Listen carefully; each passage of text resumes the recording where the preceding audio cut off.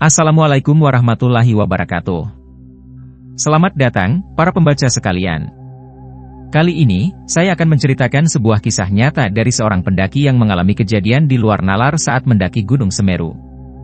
Bukan sekadar perjalanan biasa, pendakian ini mempertemukan mereka dengan sesuatu yang tidak bisa dijelaskan dengan akal sehat. Siapkan diri kalian, karena cerita ini mungkin akan membuat bulu kuduk berdiri. Langit masih gelap ketika Pardi dan kawan-kawan melangkah menuju gerbang pendakian. Udara dingin merayap di kulit, menusuk hingga ke tulang. Angin yang bertiup lembut membawa aroma tanah basah dan dedaunan yang mulai menguning. Di depan mereka, hutan yang rimbun berdiri seperti gerbang menuju dunia lain, gelap, sunyi, dan penuh rahasia. Jadi kita beneran jalan kaki sampai pos perizinan? Tanya Raka, sambil membetulkan tali ranselnya yang terasa makin berat di punggung. Ya mau gimana lagi, mobil sayur nggak ada. Lagian sekalian pemanasan, jawab Pardi santai, meski dalam hatinya ia sendiri ragu. Mereka berlima mulai melangkah, melewati kebun teh yang luas. Suasana masih sepi, hanya suara langkah kaki yang sesekali beradu dengan tanah berbatu. Sesekali terdengar suara serangga malam yang masih terjaga. Saat mereka mulai mendekati pos perizinan, langkah Pardi tiba-tiba terhenti. Di ujung jalan setapak, tepat di bawah pohon besar, ada sesuatu yang bergerak. Bukan manusia. Bukan juga hewan biasa. Matanya berkilat dalam gelap, menatap ke arah mereka tanpa bergerak. Rasa dingin merayap ke tengkuk Pardi. Ia menelan ludah, menoleh ke arah teman-temannya yang masih berjalan santai tanpa menyadari apapun. Ayo cepat, katanya pelan, mempercepat langkah. Tapi semakin mereka berjalan, semakin Pardi merasa ada yang mengawasi dari dalam kegelapan. Sesuatu yang tidak seharusnya ada di sana. Pardi bukan orang baru dalam dunia pendakian. Ia sudah menapaki banyak gunung di Sumatera, dari yang paling ramah hingga yang paling angker. Sehari-hari, ia hanyalah seorang mahasiswa yang tergabung dalam organisasi pecinta alam di kampusnya. Namun, setiap kali ada kesempatan, ia selalu menyempatkan diri untuk mendaki. Bagi Pardi, mendaki bukan sekadar hobi, melainkan cara untuk merasa lebih dekat dengan alam dan Tuhan. Di perjalanan kali ini, Pardi ditemani 4 orang temannya, Raka, Doni, Wahyu, dan Bima. Mereka semua berasal dari kota yang sama dan sudah sering mendaki bersama. Raka adalah yang paling berani, tipe orang yang selalu menantang batas dirinya sendiri. Doni, di sisi lain, lebih suka bersikap santai dan sering jadi orang yang menghidupkan suasana dengan candaannya. Wahyu, yang paling pendiam, lebih suka mengamati dan mendokumentasikan perjalanan lewat kamera kecilnya. Sedangkan Bima, meski baru pertama kali ikut mendaki gunung setinggi ini, terlihat penuh semangat. Perjalanan mereka dimulai dari kota kecil tempat mereka tinggal. Setelah menempuh perjalanan belasan jam dengan kendaraan, mereka tiba di kaki Gunung Semeru, gunung tertinggi di Pulau Sumatera yang menjulang gagah dengan kawah raksasanya. Gunung ini terkenal bukan hanya karena ketinggiannya, tapi juga karena mitos dan cerita mistis yang mengelilinginya. Di sepanjang perjalanan menuju pos perizinan, mereka melewati hamparan kebun teh yang luas, membentang sejauh mata memandang. Angin yang bertiup membawa aroma khas daun teh yang baru dipetik. Jalan setapak yang mereka lalui berbatu dan sedikit menanjak, tapi masih cukup nyaman untuk dilalui. Namun, ada sesuatu yang terasa berbeda kali ini. Suasana di sekitar mereka terasa lebih sunyi dari biasanya. Tak ada suara burung berkicau, tak ada hembusan angin yang menggoyang dedaunan. Bahkan, suara serangga malam yang biasanya memenuhi udara pun seakan menghilang. Pardi berusaha mengabaikan perasaan aneh yang mulai mengusik pikirannya. Mungkin ini hanya sugesti. Atau mungkin karena perjalanan mereka dilakukan di saat libur panjang, sehingga suasana terasa lebih lengang dari biasanya. Tapi, entah mengapa, firasatnya mengatakan bahwa perjalanan ini akan menjadi perjalanan yang berbeda dari yang pernah ia lalui sebelumnya. Sebelum lanjut, jangan lupa subscribe agar tidak ketinggalan cerita menarik lainnya. Hari sudah beranjak siang ketika mereka sampai di pos perizinan. Bangunan kayu kecil itu biasanya dijaga oleh petugas yang akan mencatat nama para pendaki, memberikan informasi jalur, serta mengingatkan tentang aturan pendakian. Namun, kali ini pos itu kosong. Gak ada orang? Tanya Bima, mengernyitkan dahi. Kayaknya petugasnya lagi libur, jawab Doni sambil mengintip ke dalam. Pardi melangkah mendekati jendela pos. Di dalam, ada meja kayu tua dengan tumpukan kertas yang berserakan. Selembar peta jalur pendakian tertempel di dinding, namun warnanya sudah memudar. Tak ada tanda-tanda kehidupan. Hanya sunyi yang menyelimuti. Biasanya nggak pernah kosong gini, gumam Pardi pelan. Tapi kan sekarang masih suasana libur lebaran. Mungkin mereka lagi di rumah, sahut Raka santai. Pardi mengangguk, meski hatinya tetap merasa tak enak. Ia mencoba mengabaikannya dan mengajak teman-temannya melanjutkan perjalanan. Mereka melewati gapura selamat datang yang menandai awal jalur pendakian, lalu tiba di sebuah tempat bernama Pintu Rimba. Di sini, mereka memutuskan untuk mendirikan tenda sementara dan beristirahat sebelum melanjutkan perjalanan ke atas. Saat malam mulai turun, udara semakin dingin. Kabut tebal perlahan turun, menyelimuti sekitar mereka. Di kejauhan, suara dedaunan bergesekan ditiup angin terdengar samar. Mereka duduk melingkar di depan tenda, menyalakan kompor portabel untuk memasak. Pardi yang paling pertama merasakannya. Perasaan seperti diawasi. Bulu kuduknya meremang tanpa alasan. Ia menoleh ke belakang, ke arah pepohonan yang mulai tenggelam dalam gelap. Tak ada apa-apa. Tapi saat ia kembali menghadap teman-temannya, sudut matanya menangkap sesuatu. Sosok hitam berdiri di antara pepohonan, tak bergerak. Pardi. Suara Wahyu membuyarkan lamunannya. Hah? Kenapa? Mukamu pucat, tanya Wahyu lagi. Pardi menelan ludah, mencoba menenangkan diri. Nggak apa-apa. Ia memutuskan untuk diam. Mungkin hanya bayangan. Atau hanya pikirannya sendiri yang bermain-main. Tapi kejadian aneh tak berhenti di situ. Saat malam semakin larut, satu persatu mereka masuk ke dalam tenda untuk tidur. Angin bertiup lebih kencang, membuat dinding tenda bergetar. Raka, yang tidur di sebelah Pardi, sudah tertidur pulas. Wahyu juga. Namun, Pardi tak bisa memejamkan mata. Ia merasa udara di dalam tenda semakin berat. Seakan ada sesuatu yang menekan dadanya. Kemudian, di luar tenda, terdengar suara langkah. Pelan, seperti seseorang sedang berjalan mengelilingi tenda mereka. Pardi menahan napas. Jantungnya berdegup lebih kencang. Ia melirik ke arah pintu tenda, berharap suara itu hanyalah imajinasinya. Lalu, suara itu berhenti.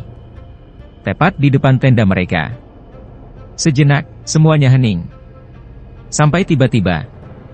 Sreet. Suara kain tenda yang disentuh dari luar membuat Pardi langsung terduduk. Ia memandangi pintu tenda dengan mata lebar. Bayangan hitam terlihat samar dari balik kain tenda yang tipis. Ada seseorang, atau sesuatu, yang berdiri di luar. Pardi menahan napas lebih lama. Tangannya meraih senter di sampingnya, berusaha mencari keberanian. Namun sebelum ia bisa melakukan apapun, suara itu menghilang. Seakan tak pernah ada. Pardi tetap terjaga hingga fajar menyingsing.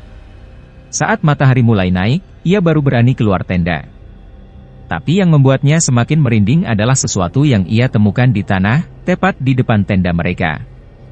Jejak kaki. Bukan jejak manusia. Jejak itu lebih besar dari kaki manusia biasa, dengan bentuk yang aneh, seperti cakar. Dan yang lebih mengerikan lagi, jejak itu tak hanya satu. Ada dua pasang jejak yang mengelilingi tenda mereka semalam. Seolah-olah ada sesuatu yang sedang mengawasi mereka. Pardi menatap jejak kaki itu dengan kening berkerut. Jejaknya besar, lebih besar dari telapak kaki manusia, dan bentuknya aneh, seperti cakar. Jejak itu mengitari tenda mereka semalam. Bro, ini jejak apa? Doni, yang baru keluar dari tenda, membungkuk untuk melihat lebih dekat. Harimau? Tebak Bima dengan nada ragu. Enggak mungkin. Harimau Sumatera jejaknya nggak sebesar ini, sahut Raka. Wahyu yang sedari tadi diam, mengangkat kameranya, mencoba mengambil foto jejak itu. Namun, sebelum ia sempat memotret, angin dingin bertiup dari dalam hutan. Terasa menusuk, lebih dingin dari biasanya. Udah, nggak usah dipikirin, kata Pardi akhirnya. Ayo siap-siap, kita lanjut jalan sebelum siang. Mereka buru-buru membongkar tenda dan berkemas. Namun, saat hendak melanjutkan perjalanan, Wahyu tiba-tiba berhenti di depan gapura Pintu Rimba. Ini gapura yang kita lewatin semalam, kan? Tanyanya. Iya, terus kenapa? Raka menoleh. Kenapa kayunya basah, kayak habis kena hujan deras? Wahyu menyentuh tiang gapura, dan benar saja, kayu itu dingin dan lembab, seperti baru saja diguyur air. Mereka saling berpandangan. Tak ada hujan semalam. Hanya badai angin. Tapi kenapa hanya gapura itu yang basah? Udahlah, ayo jalan. Doni mencoba mengalihkan perhatian. Mereka pun kembali ke jalur pendakian, melewati pepohonan lebat dengan akar-akar besar yang menjulur seperti tangan yang siap meraih siapa saja yang lengah. Jalur makin menanjak, udara semakin tipis, dan langkah kaki mereka makin berat. Keanehan di pos bangku panjang. Saat mereka tiba di pos 1, yang disebut sebagai bangku panjang, keanehan kembali terjadi. Tempat ini adalah dataran kecil yang biasanya digunakan pendaki untuk istirahat sejenak. Di sana ada bangku kayu panjang yang dibuat seadanya dari batang pohon. Namun kali ini, bangku itu tampak berbeda. Ini kenapa bangkunya ada 2? Doni menunjuk ke arah tempat istirahat itu. Pardi mengernyit. Sepengetahuannya, hanya ada 1 bangku panjang di tempat ini. Namun sekarang, di sebelahnya ada 1 lagi. Sama bentuknya, sama posisinya, seolah ada kembaran dari bangku yang asli. Perasaan dulu cuma 1, gumam Pardi. Gak usah dipikirin, mungkin ada yang bikin baru, kata Raka, meski nada suaranya terdengar ragu. Mereka duduk sebentar untuk mengatur napas. Saat itu, Wahyu mengeluarkan kameranya dan mengambil beberapa foto. Loh, kok nggak ada? Gumam Wahyu tiba-tiba. Apa? Tanya Bima. Wahyu menunjukkan layar kameranya. Dalam foto yang baru saja ia ambil, hanya ada 1 bangku panjang. Yang satunya tidak terlihat. Jantung mereka berdegup lebih cepat. Tanpa berkata-kata lagi, mereka bangkit dan melanjutkan perjalanan. Sosok di pohon bolong. Jalur makin berat saat mereka mendekati pos 2. Tanah mulai licin, akar-akar besar menjadi penghalang, dan udara semakin dingin. Kabut turun dengan cepat, menyelimuti sekeliling mereka. Saat mereka hampir sampai di pos 3, mereka melewati sebuah pohon besar yang berlubang di tengahnya. Pohon itu terkenal di kalangan pendaki dengan nama pohon bolong. Banyak cerita mistis tentangnya, konon, pernah ada pendaki yang meninggal dan jenazahnya disimpan di dalam lubang pohon itu sementara menunggu evakuasi. Sejak saat itu, banyak yang percaya bahwa pohon itu memiliki penunggu. Saat mereka berjalan melewati pohon itu, Wahyu tiba-tiba berhenti mendadak. Kenapa? Tanya Doni. Wahyu tak menjawab. Matanya terpaku pada sesuatu di dalam lubang pohon. Mereka yang lain mengikuti arah pandang Wahyu, dan saat itu juga, tubuh mereka meremang. Di dalam lubang pohon, ada sepasang mata menatap mereka. Matanya besar, berwarna kuning, dan berkilat dalam kegelapan. Sosok itu tak bergerak, hanya menatap. Bima langsung mundur beberapa langkah, wajahnya pucat. Jalan. Sekarang. Suara Pardi terdengar tegas. Mereka mempercepat langkah, menahan diri untuk tidak berlari. Langkah kaki mereka bergema di antara pepohonan, seolah ada yang mengikutinya. Namun saat mereka sudah cukup jauh dari pohon bolong itu, suara terdengar dari arah belakang. Tawa lirih. Perlahan. Menyeramkan. Mereka tak menoleh ke belakang. Hanya terus berjalan. Semakin cepat. Semakin jauh dari suara itu. Sampai di shelter 1. Langit mulai gelap saat mereka tiba di shelter 1. Mereka langsung memasang tenda dan memasak makanan seadanya. Namun, ketegangan tak kunjung hilang. Bro, ini baru setengah perjalanan, kan? Bima bertanya pelan. Masih jauh ke puncak, jawab Pardi. Kalau kayak gini terus, kuat nggak kita? Raka mengusap wajahnya yang berkeringat. Tak ada yang menjawab. Di luar tenda, angin mulai berhembus lebih kencang. Dan jauh di dalam hutan, terdengar suara gemerisik. Seperti sesuatu yang besar sedang bergerak. Mereka hanya bisa saling pandang, tak ada yang berani berkata-kata. Malam itu, mereka tidur dengan rasa gelisah, tak tahu apa yang menunggu mereka di hari berikutnya. Dan tanpa mereka sadari, Dari dalam hutan yang gelap, sesuatu sedang mengawasi mereka. Cerita makin seru. Subscribe dulu supaya tetap update dengan kisah-kisah menarik lainnya.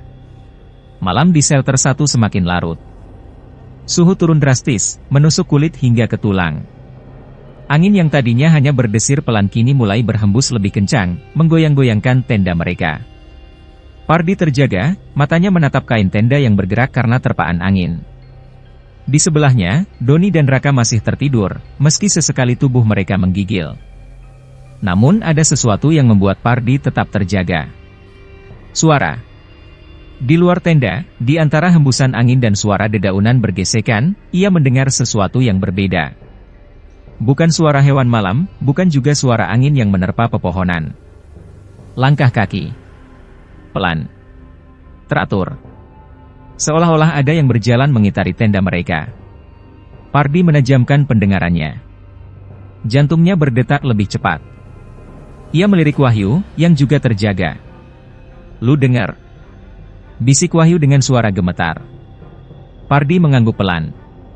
Mereka tetap diam di tempat, menahan napas. Langkah itu semakin mendekat. Kemudian, suara itu berhenti. Tepat di depan tenda mereka. Hening. Sejenak, Pardi berpikir mungkin itu hanya perasaannya. Namun, sebelum ia sempat menenangkan dirinya, sesuatu terjadi. Sret! Sesuatu menggores kain tenda dari luar. Suaranya nyaring dan jelas. Seperti cakar tajam yang menggesek permukaan tenda. Pardi dan Wahyu langsung saling pandang. Doni yang tadinya tidur terbangun dengan mata lebar. "Apaan tuh?" bisiknya panik. Tak ada yang menjawab. Karena saat itu juga, bayangan besar terlihat dari luar, menutupi sebagian cahaya bulan yang menembus kain tenda.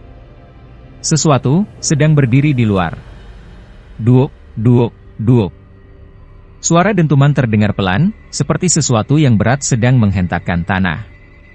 Pardi mencoba memberanikan diri. Perlahan, ia meraih senter di sampingnya, lalu menyalakannya. Seketika, bayangan itu bergerak.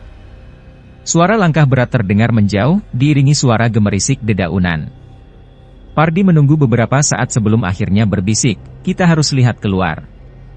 Doni langsung menolak. "Gila lu? Kita nggak tahu itu apa." "Tapi kalau kita diam aja, bisa lebih bahaya," sahut Wahyu. Akhirnya, dengan tangan gemetar, Pardi membuka sedikit resleting tenda. Cahaya senter menyapu keluar. Hutan gelap. Pohon-pohon berdiri diam, seperti saksi bisu atas kejadian yang baru saja terjadi. Tak ada siapa-siapa. Hanya satu hal yang membuat mereka membeku. Di tanah, tepat di depan tenda mereka, ada jejak kaki yang sama seperti yang mereka temukan pagi tadi. Besar, berbentuk cakar, namun kali ini, lebih dalam. Seolah makhluk itu semakin dekat. Kemunculan sang penghuni gunung. Pagi harinya, mereka melanjutkan perjalanan ke shelter 2. Namun, keanehan tidak berhenti. Saat berjalan, mereka merasakan sesuatu yang aneh. Udara terasa lebih berat. Langkah kaki mereka semakin sulit, seolah ada sesuatu yang menahan mereka. Hingga akhirnya, mereka tiba di shelter 3. Disinilah semuanya mencapai puncaknya. Langit mendung, angin bertiup semakin kencang. Mereka buru-buru mendirikan tenda karena hujan mulai turun. Namun, belum sempat mereka masuk ke dalam tenda, suara itu datang lagi. Dari dalam hutan. Bukan suara langkah kaki. Bukan suara hembusan angin. Tapi suara tawa. Pelan, bergetar, menyeramkan. Mereka menoleh ke arah sumber suara. Di antara pepohonan, samar-samar terlihat sosok tinggi berdiri diam. Matanya berkilat dalam gelap. Dadanya naik turun seolah sedang mengatur napas. Namun yang paling membuat mereka tak bisa bergerak adalah bentuknya. Makhluk itu lebih tinggi dari manusia biasa, tubuhnya besar, dengan bahu lebar dan tangan panjang yang hampir menyentuh tanah. Kepalanya, bukan kepala manusia, melainkan kepala harimau hitam. Mata kuningnya menatap langsung ke arah mereka. Doni menahan napas, Raka meremas bahu Pardi, sementara Wahyu gemetar hebat di sampingnya. Tak ada yang bergerak. Tak ada yang bersuara. Lalu, makhluk itu mengangkat tangannya, menunjuk ke arah mereka. Tiba-tiba, angin berhembus semakin kencang. Pohon-pohon bergoyang, kabut turun lebih pekat, dan suara aneh terdengar dari segala arah. Mereka tahu, ini bukan sekadar pendakian biasa. Mereka telah memasuki wilayah yang bukan milik mereka. Dan penghuni gunung itu kini menampakkan diri. Angin bertiup semakin kencang. Pohon-pohon bergoyang liar, ranting-ranting patah dan beterbangan. Pardi dan kawan-kawan berdiri mematung di depan tenda mereka. Makhluk itu masih di sana. Tubuhnya besar, berotot, dengan kepala harimau hitam yang menyala dalam gelap. Matanya tajam, menatap mereka tanpa berkedip. Lalu, ia melangkah maju. 1 langkah. 2 langkah. Tanah bergetar setiap kali cakarnya menapak. Wahyu mundur, tubuhnya gemetar hebat. Doni menggenggam bahu Pardi, sementara Bima nyaris kehilangan keseimbangan. Tolong, kita harus pergi. Suara Raka nyaris tak terdengar di tengah deru angin. Namun, sebelum mereka bisa bergerak, makhluk itu berhenti. Ia mengangkat tangannya yang berbulu tebal, lalu menunjuk ke arah Pardi. Seakan memberikan peringatan. Lalu, angin tiba-tiba berhenti. Sunyi. Hanya suara nafas mereka yang tersengal di udara dingin. Lalu, makhluk itu perlahan mundur, memasuki kabut. Tubuhnya memudar, hingga akhirnya lenyap di telan kegelapan. Tak ada suara. Tak ada pergerakan. Mereka tetap diam di tempat, menunggu. 5 menit. 10 menit. Baru setelah itu, mereka sadar bahwa semuanya telah berakhir. Pardi menarik napas dalam, dadanya masih berdebar kencang. Kita selamat? Doni jatuh terduduk. Astaga! Wahyu masih menggenggam kameranya, tangannya gemetar. Ia mengarahkan lensanya ke tempat makhluk itu berdiri tadi. Kosong. Tak ada jejak. Tak ada tanda-tanda. Seolah makhluk itu tak pernah ada. Tapi mereka semua tahu, yang barusan mereka lihat bukanlah imajinasi. Kembali ke puncak. Mereka tak bisa tinggal lebih lama di shelter 3. Setelah mengumpulkan keberanian, mereka memutuskan untuk tetap mendaki ke puncak sebelum matahari terbit. Jalur menuju puncak lebih berat dari sebelumnya. Tanah berbatu, jalur menanjak curam, dan oksigen semakin tipis. Tapi mereka tidak berhenti. Setiap langkah terasa berat, tapi mereka terus berjalan. Ketika matahari mulai muncul di ufuk timur, mereka akhirnya sampai di puncak Gunung Semeru. Dari atas sini, awan-awan menggantung rendah. Samudera Hindia terbentang luas di kejauhan. Kota-kota kecil di bawah terlihat seperti titik-titik cahaya. Mereka berdiri di bibir kawah, menatap ke dalam jurang yang dalam. Pardi menarik napas panjang. Rasa takut dan ketegangan yang menghantuinya sejak semalam perlahan-lahan mulai mereda. Akhirnya sampai juga, gumam Raka sambil menepuk bahu Pardi. Mereka mengambil beberapa foto, meski dalam hati mereka tahu bahwa perjalanan ini bukan sekadar pendakian biasa. Ada sesuatu yang mereka temui di gunung ini. Sesuatu yang tak bisa dijelaskan dengan akal. Dan mungkin, sesuatu yang akan tetap mengawasi mereka, bahkan setelah mereka pulang. Perjalanan turun. Setelah beberapa jam di puncak, mereka mulai turun. Jalur turun terasa lebih mudah, meski tubuh mereka masih lelah. Mereka hampir tidak berbicara, masih memikirkan kejadian semalam. Saat melewati shelter 3, mereka menoleh ke arah tempat di mana makhluk itu berdiri. Tak ada apa-apa. Tapi di hati mereka, ada perasaan bahwa mereka sedang diawasi.